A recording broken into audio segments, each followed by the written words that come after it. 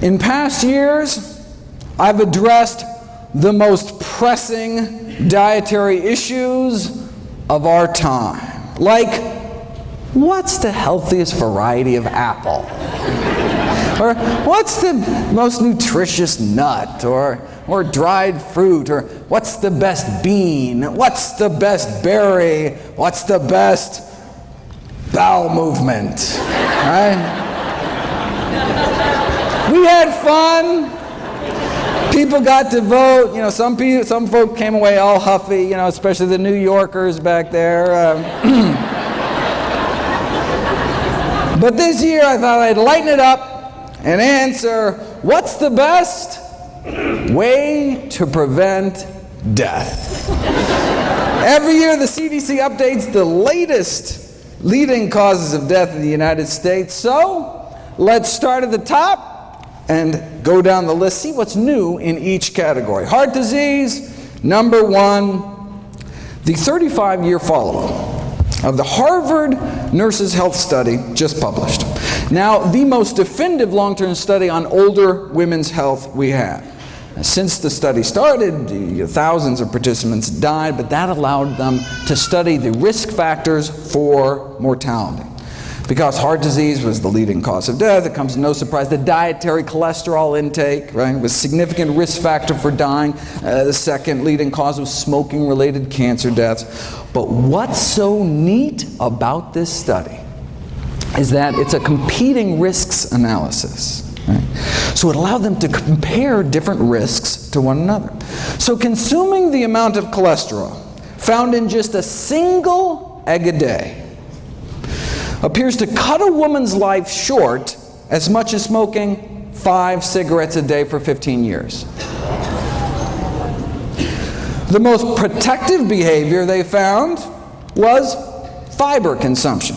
Eating just a cup of oatmeal's worth of fiber a day appears to extend a woman's life as much as 4 hours of jogging a week.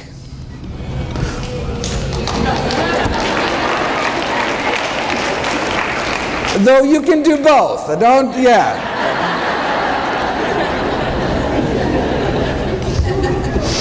So it's worth noting that, look, the intake of cholesterol only found in animal foods was associated with living a shorter life, and the intake of fiber only found in plant foods associated with living a longer life. The one specific food most tied to longevity was nuts. You also appear to get 4 hours of weekly jogging benefit eating just 2 handfuls of nuts a week. All right. Yeah, heart disease, number one cause of death, but what if your cholesterol is normal, right? Hear that all the time from patients, right? Have to break it to them. Look, having a normal cholesterol in a society where it's normal to drop dead of a heart attack, not necessarily a good thing. And remember, it's our number one killer, right? In a huge study last year, most heart attack patients fell within the recommended targets for cholesterol, demonstrating that the current diet guidelines just are not low enough to cut heart attack risk. Close to half of heart attack victims had cholesterol levels classified in the guidelines as optimal, though I'm not sure their grieving spouses and orphan children will take much comfort in that fact. What is considered optimal is still way too high. Yeah, having a below average cholesterol, reduces your risk, but as the editor-in-chief of the American Journal of Cardiology wrote more than a decade ago, it's time to shift, right, from just decreasing risk to actually preventing and arresting atherosclerosis. We don't want low risk, we want no risk. How do you do it? Well, for the buildup of plaque in our arteries to cease, it appears that we have to get our total cholesterol down to be about 150, right? In other words, the cholesterol must be lowered to that of your average pure vegetarian.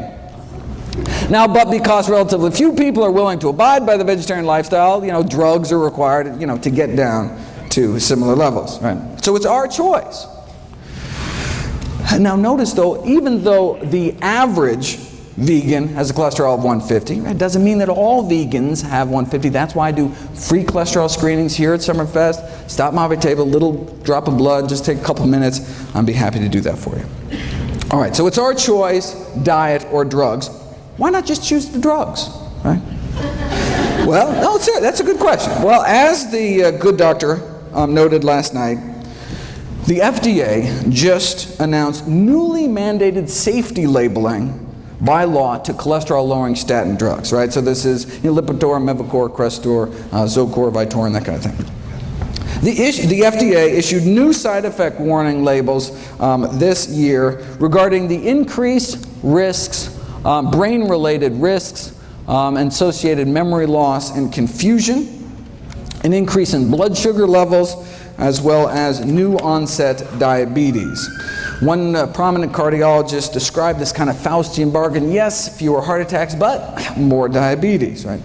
With all the memory loss and confusion caused by these drugs, folks may have forgot there's actually a way to reduce the risk of heart attacks and diabetes at the same time.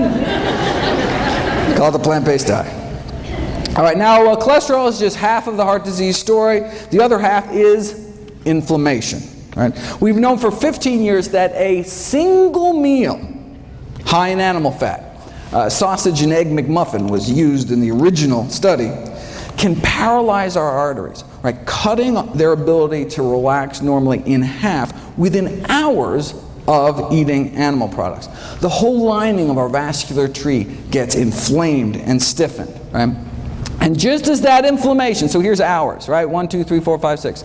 Just as that inflammation, right? Just as that crippling of our arteries starts to finally calm down after 5 or 6 hours, lunchtime, right?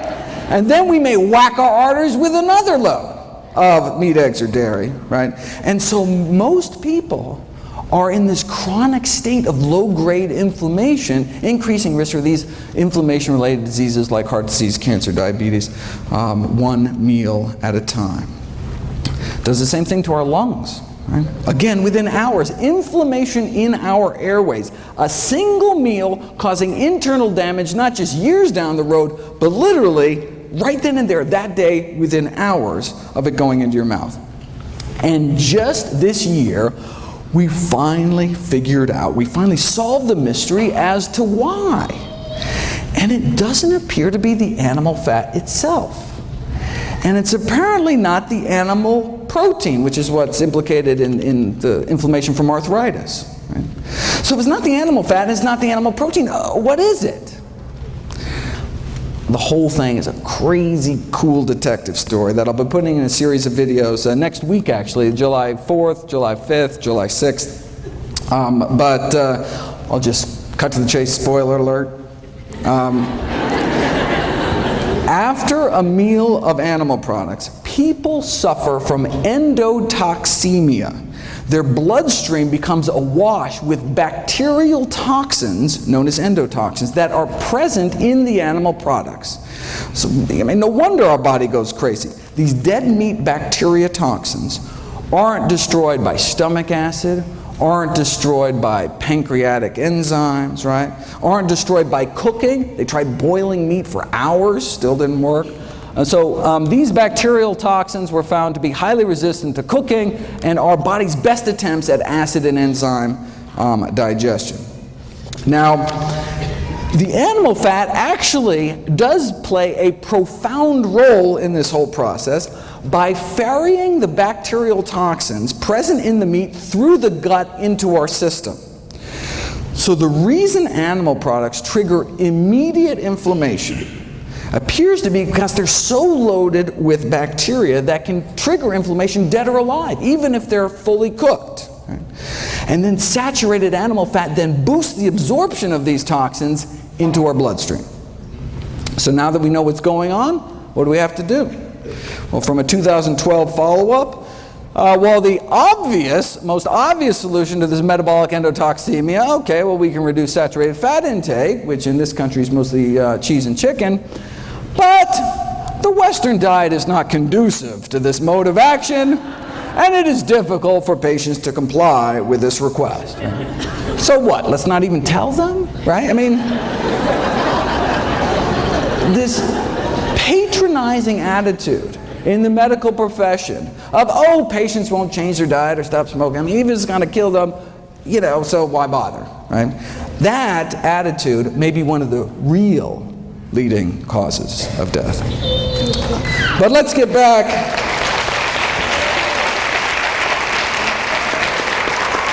But let's get back to the official list and take on cancer next. What's the latest?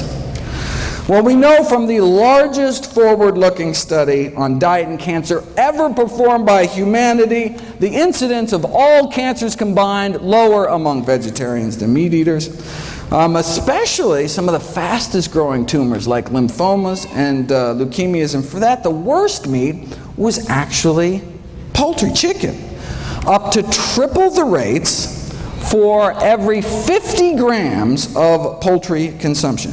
A quarter of a chicken breast, triple your risk.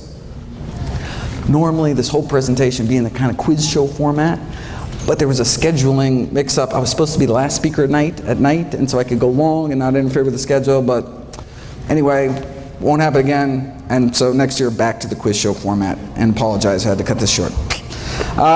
Okay, but the link between meat and cancer is such that even the Journal of Meat Science last year asked, should we become vegetarians? Or they said, can we make meat safer? There's a bunch of additives, for example, that can suppress the toxic effects of the blood-based iron, the heme iron found in meat.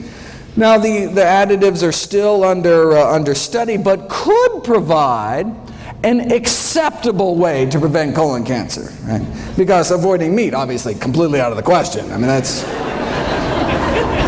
They fear that if the National Cancer Institute recommendations to reduce meat consumption were adhered to, sure, cancer incidence may be reduced, but farmers in the meat industry would suffer important economic problems. Now, for those of us more concerned about the suffering caused by the meat industry rather than the suffering of the meat industry, what happens if you put cancer on a vegan diet? Well, the Pritikin Research Foundation just completed this elegant series of experiments, which I want to spend a bit of time on. Simple experiments. They put people on different diets, draw their blood, and then drip their blood on cancer cells growing in a petri dish, and just stood back to see whose blood was better at suppressing cancer growth. They're the ones that published that study showing that the blood of those on a vegan diet was dramatically less hospitable to cancer.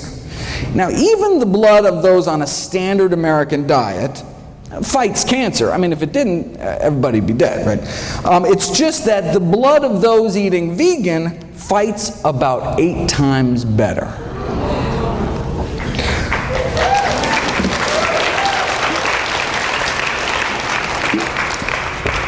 The blood of those on a standard American diet suppresses cancer growth by about 9%. You put people on a plant-based diet for a year, though, and their blood just tears it up.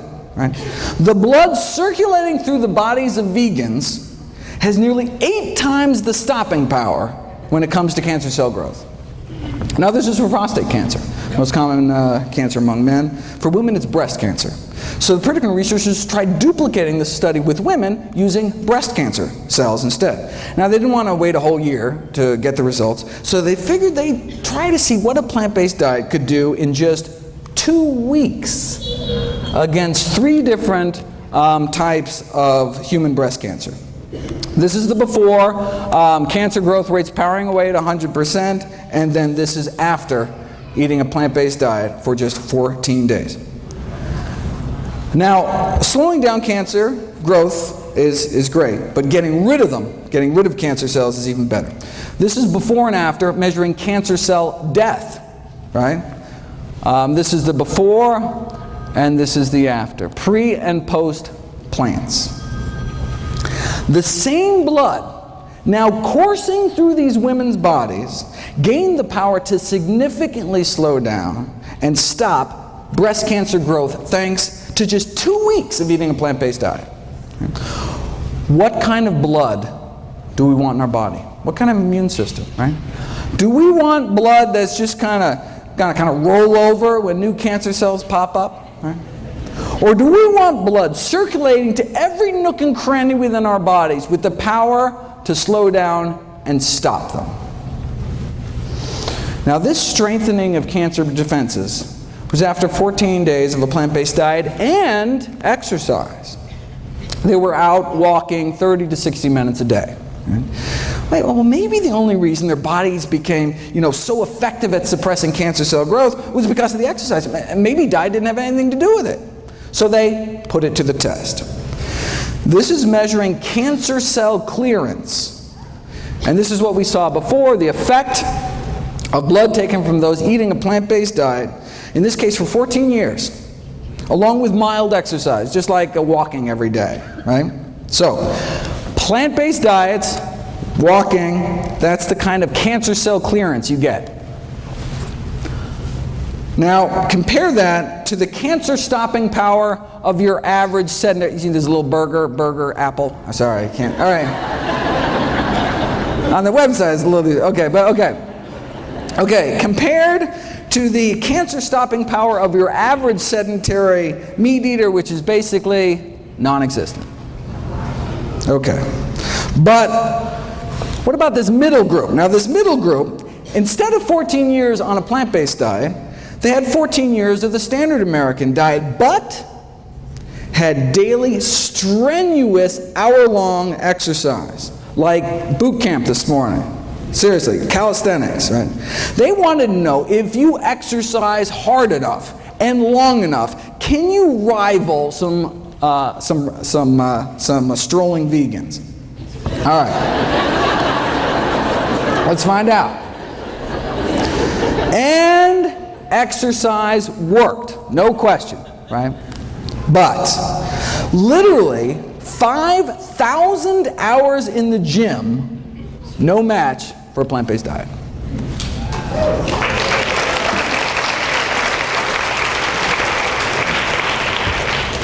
Here's an actual photomicrograph of cancer cells stained so that they release light when they die.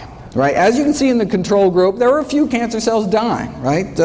Even if you're a couch potato eating fried potatoes, your body's not totally defenseless. But here's the hardcore strenuous exercise group, right? Cancer cells dying left and right, but nothing appears to kick cancer butt more than a plant-based diet. Why, though? Some people don't care, but I'm always curious. All right, how does a simple dietary change, right, make one's bloodstream so inhospitable to cancer after just a few days? We didn't know until last year, when they sought to determine the underlying mechanisms for these anti-cancer effects. All right. And it is a wild story. I have a whole series of videos coming out about it. The story involves little people and big dogs and little dogs. It involves marshmallows, Tinker Toys, cannibalism, and vegan bodybuilders. From beefsteak to beefcake. I wish I had time, believe me. But the videos will be up soon. Bottom line, the answer to the Pritikin puzzle is IGF-1, insulin-like growth factor 1, is the cancer-promoting growth hormone involved in every stage of cancer growth, spread, metastases, cancer invasion. But you put people on a plant-based diet and their IGF-1 levels, plant-based diet go down. And if they continue to be on a plant-based diet, this is just after a few weeks, if you're on a plant-based diet long-term, levels drop even further. And their IGF-1 binding proteins go up. That's one of the ways our body suppresses cancer growth. Protect itself from cancer. Protect itself from excessive growth by releasing this binding protein into the bloodstream to bind up, to tie up IGF-1. It's like our body's, kind of emergency brake. Yes, in as little as 11 days. Right? A plant-based diet can reprogram your body to bring down IGF-1 production. Right? But what about all the IGF-1 that's circulating from the bacon and eggs you ate last week? Right? So the liver releases this snatch squad of binding proteins to tie up, to take all this IGF-1 out of circulation. And as you can see, it just gets better with time the longer we eat healthy. Here's the experiment that nailed IGF-1 as the villain. All right, same as last time. Go on a plant-based diet, and cancer cell growth rates drop dramatically, right? And cancer cell death shoots up. Already saw that. But then, here's the kicker. Right? What if you added back to the cancer the exact same amount of IGF-1 banished from your body by eating a plant-based diet? Eating plant-based diet goes back. Let's take that same IGF-1, add it back to the cancer, and see what happens, and it erases the diet and exercise effect. It's as if you never started eating healthy at all. Right? So that's how we know that lowering animal product consumption leads to lower IGF-1, which leads to lower cancer growth. But how low does our animal product consumption have to go? How plant-based do our diets have to get? Well, let's look at the IGF-1 levels of meat eaters compared to vegetarians compared to vegans. Right? Does a plant-based diet, is it better at lowering circulating levels of IGF-1 compared to a meat-eating diet or a lacto-ovo diet? And this is what they found. Right? Only the vegans, so meat eaters, vegetarians, vegans, only the vegans had significantly lower levels, and the same relationship was found with IGF-1 binding protein levels, right? That's what we want higher. Again, we got nothing here. One really had to go to that final step, vegans, to significantly bind up all that excess IGF-1 in their bloodstreams. Right? This was a study done on women. What about vegan men? They found the same thing. So even though vegan men tend to have significantly higher levels of testosterone than both vegetarians and meat eaters, which actually can promote the growth of prostate cancer. But the reason a vegan diet can actually reverse the progression of cancer, which I've shown you in previous years, the Dean Ornish work, may be because of how low their IGF-1 levels are. So high testosterone, but still low cancer in the vegans. The bottom line is that male or female, right, just eating a vegetarian diet did not seem to cut it, right? Didn't do your body many favors. Right? Looks like to get that significant drop in that cancer-promoting growth hormone levels, one really has to move towards eliminating animal products altogether. Now the good news is that now, based on what we know about IGF-1, we can predict that a vegan diet may be profoundly protective with respect to risk, for example, for breast cancer in older women. Okay, just 13 leading causes of death to go. All right, let's run through the list here. The top 3 killers used to be heart disease, cancer, stroke. Oh, that is so 2011. Now it's heart disease, cancer, and COPD, like emphysema. All right. Thankfully, COPD can be prevented with a plant-based diet and even treated with plants, if you want to check that out. Now, of course, the tobacco industry took these landmark findings a little differently. Instead of adding plants to people's diets to prevent emphysema, wouldn't it be simpler to just add them to cigarettes? And voila! The addition of acai berries to cigarettes evidently has a protective effect against emphysema in smoking mice.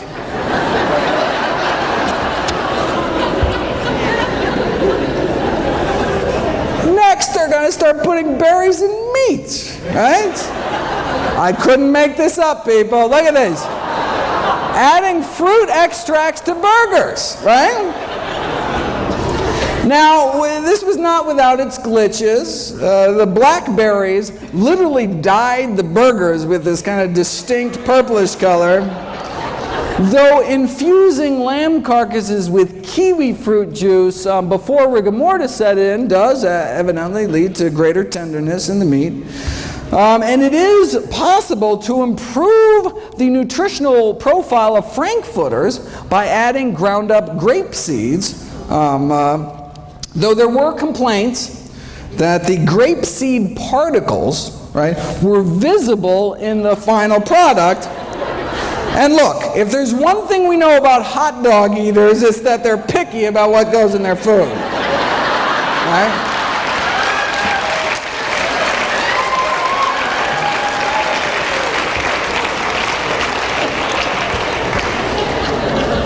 Pig anus, okay, but grape seeds?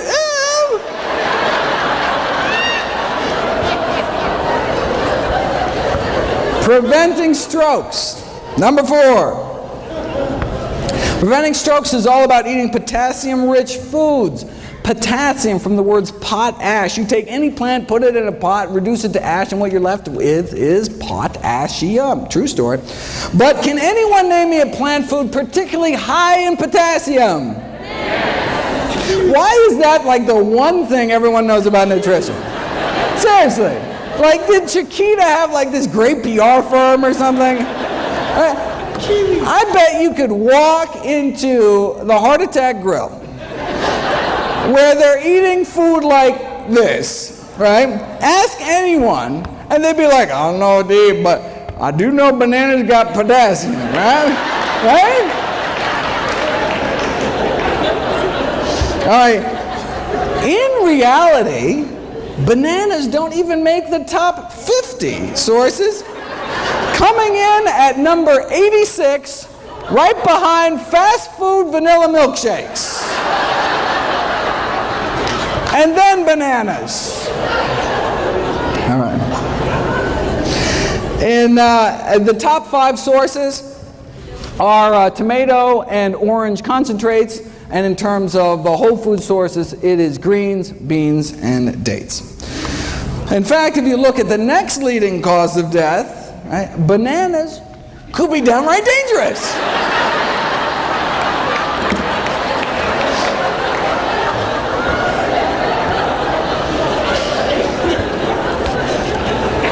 Alzheimer's. Alzheimer's now our 6th leading cause of death. We've known for 20 years now that those who eat meat, red or white, including poultry and fish, were between 2 and 3 times more likely to become demented compared to vegetarians. And the longer that you're vegetarian, the lower your risk of developing dementia.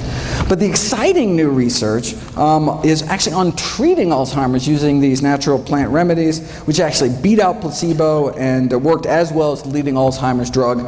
Again, on the website, all for free. Next on the kick the bucket list is diabetes, which can be prevented with a plant-based diet and treated with a plant-based diet and even reversed in many cases with a plant-based diet. And I encourage everyone to check out Brenda's talk at 3 o'clock this afternoon. This is from October. Those eating vegetarian had significantly lower rates than meat eaters, right? But it was the vegans that did the best. And this is the surprising thing, this was after controlling for obesity, right? Sure, vegans got lower diabetes rates, right? They're so skinny, right? But even at the same weight, vegans have just a fraction of the diabetes risk, right? Why are vegans on average so slim? Obesity is so rare among those eating plant-based diets. Nutrition researchers have been desperate to try to uncover the secret. Yes, they eat fewer calories, right? But not that many fewer. In the past years, I've gone through a number of theories to try to explain this. Maybe it's because people eating plant-strong diets, express more of that fat-shoveling enzyme in the mitochondria, the power plants of our cells. I've talked about that. Maybe it's because the gut bacteria populations are different. Maybe it's because of avoiding the obesogenic chemicals, these endocrine-disrupting chemicals in the meat supply. There's an obesity-causing virus in poultry that may even be playing a role. We're not sure. Theories keep coming. Here's the latest theory. Maybe it's the propionate. Right? After all, what's one things that's only in plant foods? fiber, right? Animals have bones to hold them up, plants have fiber to hold them up, right? Now I thought fiber was defined as our inability to digest it, right? Well, true, we can't break down fiber, but the gazillions of good bacteria in our guts can. And what do they make with it? They make propionate, which gets absorbed into our bloodstream. So technically we can digest fiber, but just not without a little help from our little friends. But what does propionate do? Well, it inhibits cholesterol synthesis. That's good. It also appears to have what's called a hypophagic effect, meaning it helps us eat less by apparently slowing the emptying of our stomachs, which makes us feel fuller longer. Propionate regulates food intake, or whether it's because it slows the generation of new fat cells, but it results in this overall anti-obesity effect. And we can actually boost the populations of these good bacteria in our guts without taking probiotics, just by eating vegetarian, right? Because we're feeding our little friends with fiber. Animal foods also tend to be kind of calorically dense. For example, to walk off the calories found in a single pat of butter, you'd have to add an extra 700 yards to your evening stroll that day, right? Or a quarter-mile jog to each sardine we put in our mouth, right? And that's just the edible part, right? And any who choose to eat 2 chicken legs better get out on their own 2 legs and go run an extra 3 miles that day to outrun weight gain, right? And that's for steamed chicken, skin removed. Here's the latest. Meat consumption and prospective weight gain, right? We're talking hundreds of thousands of men and women studied across 10 countries with weight gain measured over a 5-year period. What did they find? Total meat consumption associated with weight gain in men and women. The conclusion is that the decrease in meat consumption may improve weight management. And this was after controlling for initial weight and physical activity, education level, smoking status, total energy intake. What? That's the kicker. This was after controlling for calories. Right? The link between meat and weight gain remained even after controlling for calories, meaning you have 2 people eating the same number of calories, the one eating more meat may gain more weight. They even calculated how much more.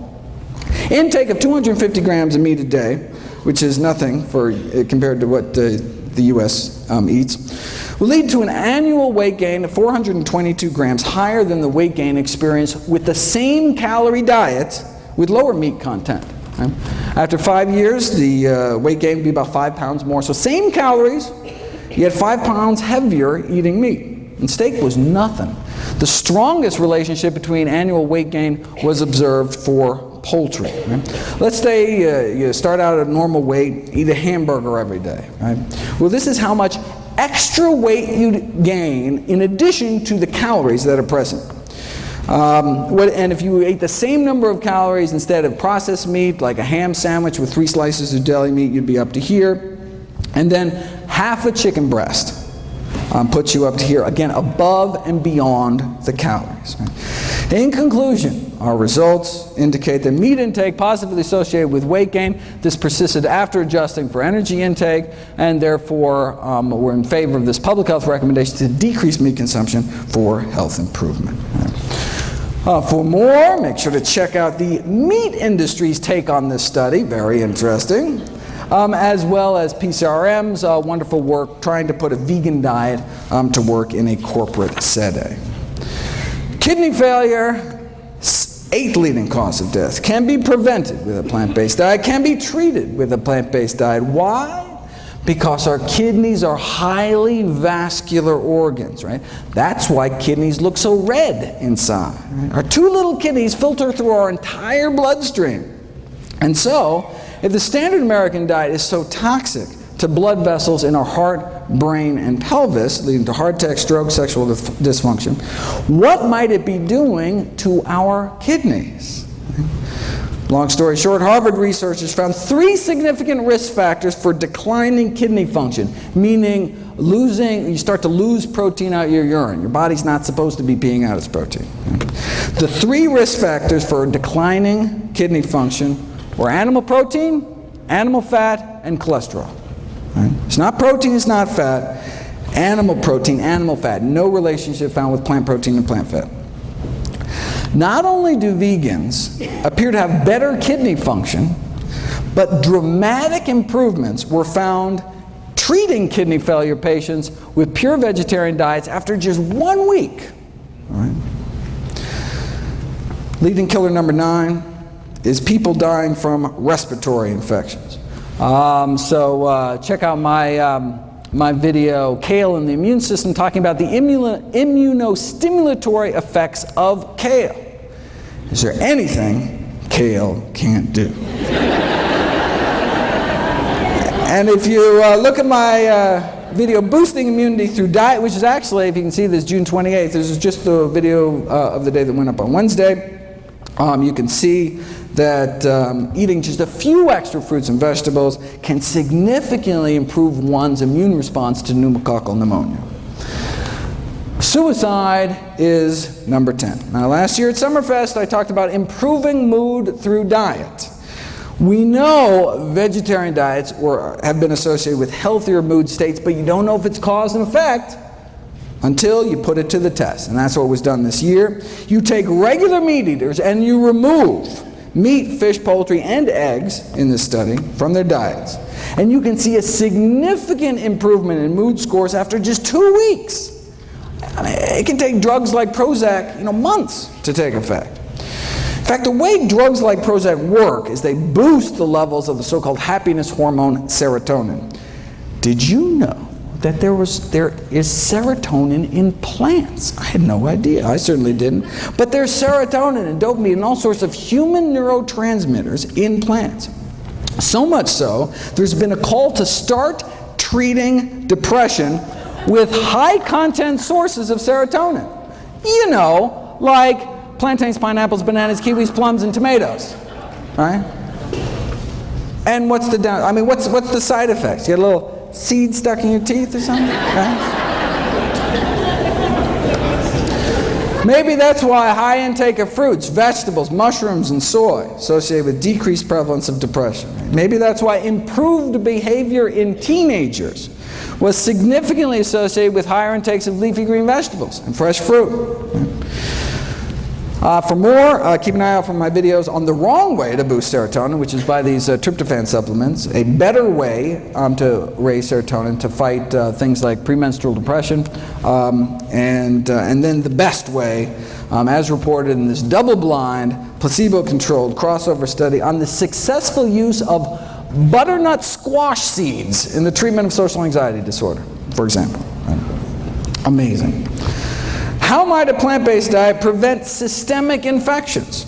Well, meat-borne bacteria can directly invade one's bloodstream through the intestinal wall, or in women can creep up into their bladder. Just this month, June 2012, we have direct DNA fingerprinting proof, finally, right, that women eating meat are getting urinary tract infections from eating meat contaminated with fecal bacteria that then crawl up into their bladder. Right? And chickens are the most likely reservoir. Wait a second. You can't sell unsafe cars. You can't sell unsafe toys. How is it legal to sell unsafe meat? Well, they do it by blaming the consumer. Right? As one USDA poultry microbiologist said, raw meats are not idiot-proof. They can be mishandled, and when they are, it's like handling a hand grenade. You pull the pin, someone's going to get hurt. See, if we get sick, it's our fault. Right? Now, while some may question the wisdom of selling hand grenades in supermarkets,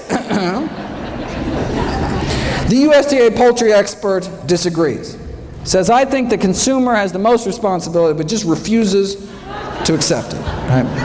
It's like a car company saying, yeah, we installed faulty brakes, but it's your fault for not putting your kid in a seatbelt. Right?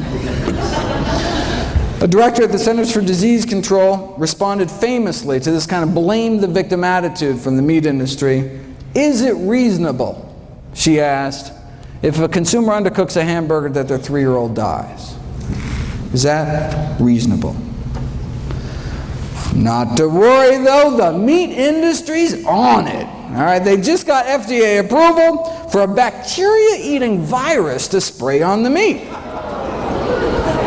Now, some have raised concerns about these so-called bacteriophages, such as the possibility that these viruses can spread toxin genes between bacteria, which wouldn't be good, especially given the difficulties in preventing large numbers of these viruses from being released into the environment from the slaughterhouses. All right. Now, it could also allow the meat industry to become more complacent about food safety, right? If they know they can just kind of spray some viruses on at the end, right? Similar to the quick fix argument about irradiation. From the industry point of view, right, who cares if there's fecal matter in the meats, as long as you can just blast it at the end with enough radiation, right? Now, the meat industry is concerned that consumer acceptance of these bacteria-eating viruses may present somewhat of a challenge to the food industry. Not that they'd ever be labeled, of course. But if they think that's going to be a challenge, check out their other bright idea. The effects of extracted housefly pupae on chilled pork preservation. This is a sciencey way of saying they want to smear a maggot mixture on the meat. Now, it's a low-cost, simple method. Think about it.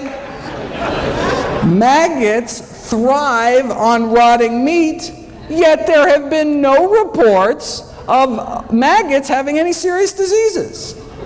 Not that anyone's really checked, but, I mean, right? Indicating that they have a strong immune system, right? They must be packed with some kind of antibacterial properties, otherwise they die themselves eating rotting meat. All right.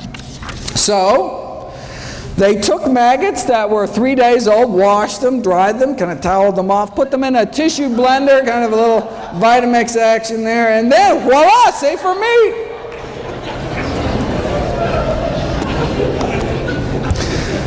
We did kidney failure. What about liver failure? We've known for 35 years, since now you can't even see this, 1977, that a vegetable protein diet can be used to treat liver failure, significantly reducing the toxins that otherwise would build up eating meat with a less than functional liver, right? Imagine eating meat without a fully functioning liver to detoxify your blood. Right? I do have to admit, though, that some people living on plant-based diets have worsening liver function. They're called alcoholics. In fact, strictly plant-based, right? Living on potatoes and corn and barley and grapes. Still, however, not doing so hot. It's unclear. High blood pressure is up next, so-called essential hypertension, essentially only found in those who eat meat. Again, look at this. We've known for decades, it's 1974 out of Hopkins, right? We've known that consumption of foods of animal origin highly significantly associate with blood pressure even after, again, the weight effects are removed, right? Fast forward 39 years to 2012, and compared to non-vegetarians, compared to meat eaters, as you get more and more plant-based, right? So meat eater to flexitarian, to just eating fish, to lacto-vegetarian to vegan, looks what happens to hypertension, high blood pressure, right? There is this progressive reduction in risk to just a tiny fraction. Right? See the same thing in diabetes. Here's diabetes, right? Again, the stepwise reduction of risk as one eliminates animal products on down. Right?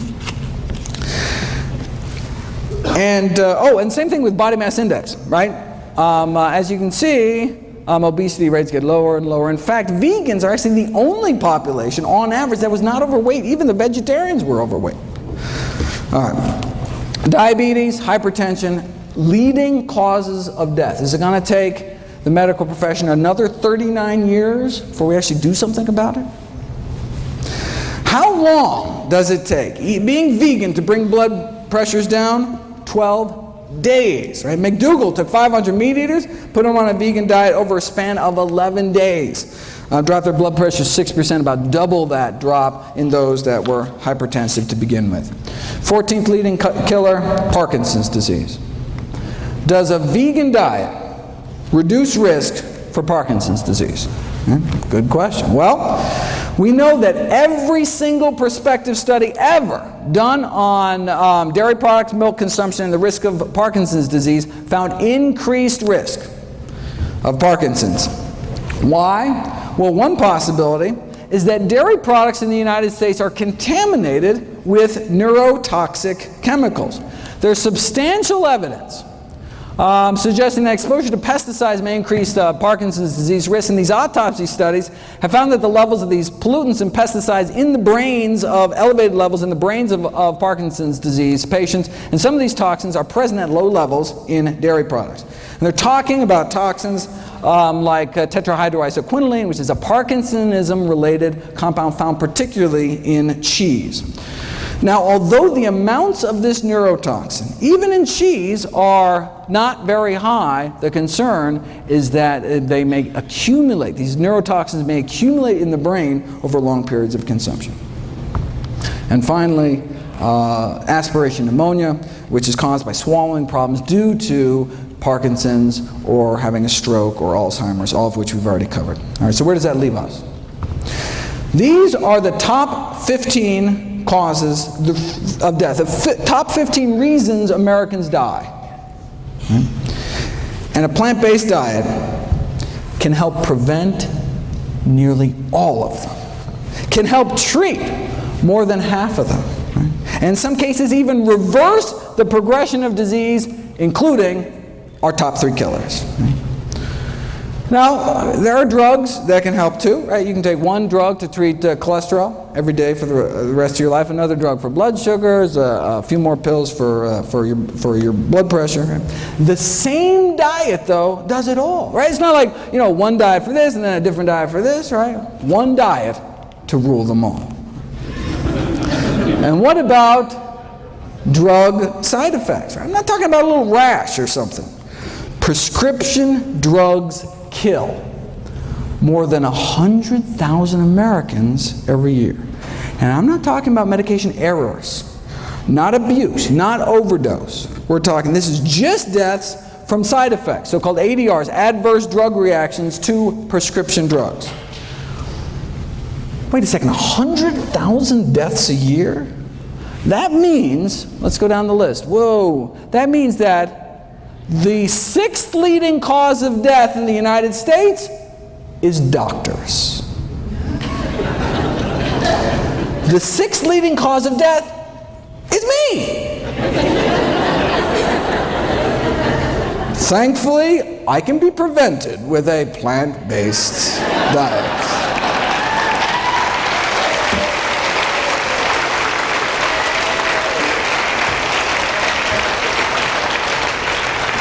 Seriously though, compared to 15,000 American vegetarians, meat eaters had about twice the odds of being on aspirin, sleeping pills, tranquilizers, antacids, painkillers, blood pressure medications, laxatives, and insulin, right? So plant-based diets are great for people that don't like taking drugs, don't like paying for drugs, and of course don't like risking adverse effects, right? Now this study did show that plant-based diets have their own side effects. Side effects include a lower risk of chronic disease, fewer allergies, fewer surgeries. We're talking fewer varicose veins and hemorrhoids, even fewer hysterectomies.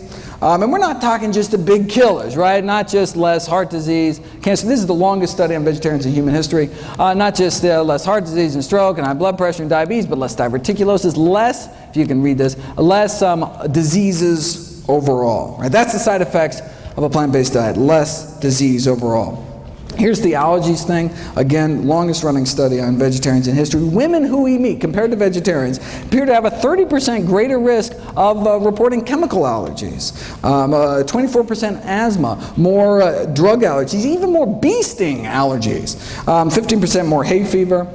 A new side effect of plant-based diets we just learned about last year, fewer cataracts, right? That's what we get, fewer cataracts, the leading cause of blindness and vision loss. Compared to those just eating a single serving of meat a day, right, in one meal, those eating half a serving a day dropped the risk 15%. Just eat fish, dropped about 21%. Get rid of fish, drop 30%. Get rid of eggs and dairy, full 40% drop in risk. Right? And that's all in addition to my favorite side effect of plant-based diets, helping to prevent 15 out of our 16 top killers. Want to solve the healthcare crisis? I've got a suggestion. Imagine if our nation embraced a plant-based diet. Right? Imagine if we just significantly cut back on meat. Well, there's actually one country that did it. After World War II, Finland joined us and started packing on the meat, eggs, and dairy. And by 1970s, the mortality rate from heart disease of Finnish men was the highest in the world, even put us to shame. So, look, they didn't want to die, so they got serious. Heart disease is caused by high cholesterol. High cholesterol is caused by high saturated fat intake. So the main focus of the strategy was to reduce the high saturated fat intake in the country. So this means here that's cheese, chicken, cake, and pork, basically. All right. So a berry project was launched to help dairy farmers switch to berry farming, right? Whatever it took.